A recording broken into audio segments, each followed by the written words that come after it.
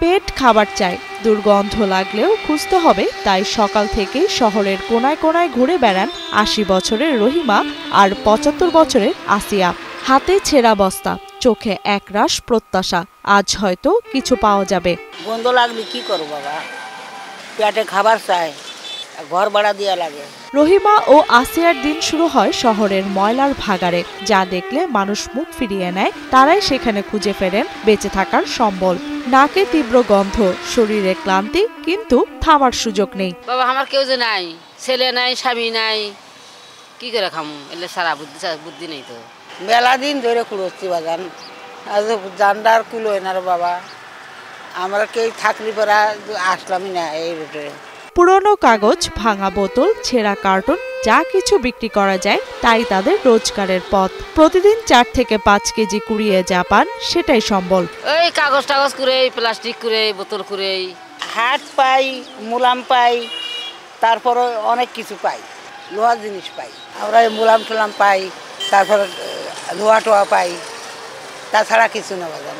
আমরা কুড়োয় নিয়ে খাই, ওই ৪ কেজি ৫ কেজি। নিজেদের বলতে যেন কেউ নেই। রহিমার ৩ ছেলে ২ মেয়ে আছে, কিন্তু বাস্তবে তারা যেন নেই। বড় ছেলে সহ সবাই হতদরিদ্র, নিজেদের সংসারই চলে না, মাকে দেখার সুযোগ কোথায়? মাঝে মধ্যে মেজ ছেলে কিছু সাহায্য করেন, তবে তা দিয়ে চলে না সংসার। ২ ছেলে আছে ফরিদপুর, ১ ছেলে আছে ইসি গুদারপাড়া। তারা দেখশন করে না তো ময়না, দেখশন করলে আর তার মা আসে, ৩টে বেটা ২টে বিটি, তাহলে আমি কি করি? মাঝে চালটা তার কিছু দেয়, আর বড় চালটা দিতে পার না, তার অভাব, সংসার অভাব, রিক্সা চালায় বাগান, কত কামাই নেই কয়। ১২০০ টাকা ঘর ভাড়া, ৩০০ টাকা বিদ্যুৎ বিল, তারপর খাবারের খরচ। এত কিছু সামলানোর একমাত্র উপায় হলো ভাগাড়ের ভাঙাচোরা জিনিসপত্র। বন্ধ লাগলেও করা লাগে, কি করবো, বুদ্ধি নাই তো। দোকান আছে আমাদের, বাঙালির দোকানে যাই। আসিয়া খাতুনের জীবনও কম কষ্টের নয়। স্বামী মারা গেছেন ৩০ বছর আগে। ১ মেয়ে থাকলেও তিনি আলাদা থাকেন। মেয়েরও নিজস্ব সংসার আছে, সেখানে মা যেন শুধু এক বাড়তি বোঝা। তাই পেটের দায়ে প্রতিদিন তাকে ছুটতে হয় ময়লার স্তূপে। ৩০ বছর তো হবি, দিনে মাত্র ১৫০ থেকে ২০০ টাকা, এ দিয়ে নিজেদের ভরণ পোষণ চালান তারা। ঘর ভাড়া, বিদ্যুৎ বিল, খাবারের খরচ সবই চলে এ টাকায়। পেটেরে দেই, ঘর ভাড়া দেই ১২০০ টাকা ঘর ভাড়া, কারেন্ট বিল ৩০০ টাকা, তাহলে কি করবো কও? কাল বেচছিলাম ১৬০ টাকা, আর ওই বেচছিল ২৫০ টাকা। ১৫০ হয়, ২০০ হয়। বাড়ি ভাড়া আমার হলো ৫০০, আমার মেয়ের হলো ৮০০, ১৩০০, সব মিলে।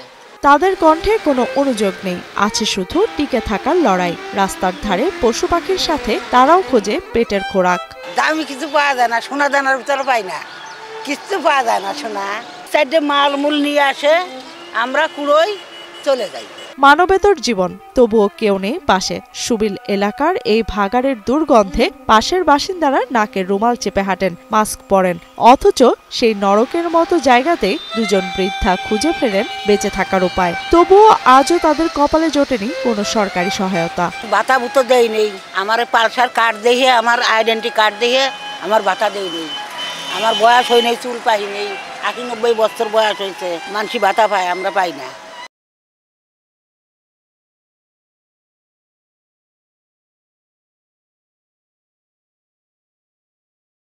এদিকে স্থানীয় পৌর প্রশাসনের নজরে এসেছে তাদের এই বেহাল অবস্থার বিষয়টি। তাদের প্রতি সাহায্যের হাত বাড়াবেন বলে আশ্বাস দেন প্রশাসক মাসুম আলী। পৌরসভা যেহেতু সাধারণ জনগণের জন্যই, সাধারণ জনগণ যাতে সমস্যা না পড়ে, তাদের কিন্তু আমাদের এখানে আর্থিক সহযোগিতার একটা বিষয় আছে।